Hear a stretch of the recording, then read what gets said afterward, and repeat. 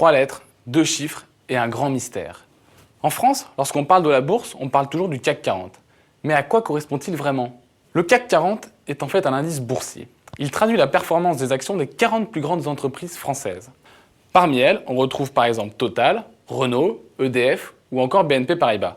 Ces sociétés sont celles qui pèsent le plus lourd en bourse. À elles seules, elles représentent environ 3/4 de la valeur du marché parisien. Le CAC 40 est donc un indicateur de référence pour suivre la bourse, et c'est pour ça qu'on en parle autant.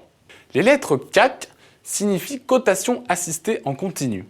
L'indice est en fait calculé toutes les 30 secondes, de 9h à 17h30, à partir de la moyenne pondérée des 40 valeurs. C'est-à-dire que le poids des sociétés qui le composent est proportionnel à leur taille.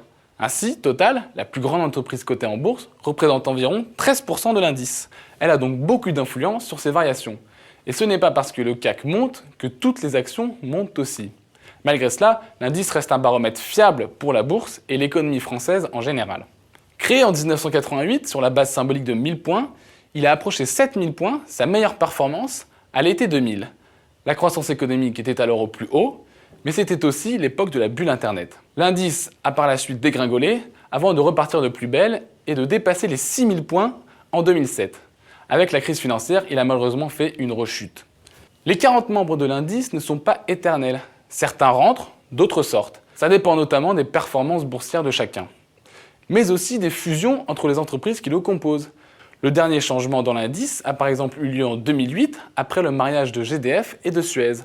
Pendant quelques mois, le CAC 40 est alors devenu le CAC 39 avant qu'une nouvelle entreprise soit intégrée. Et bien voilà, le CAC 40 n'a plus de secret pour vous. A bientôt sur Terra Femina pour un nouveau décryptage de la bourse.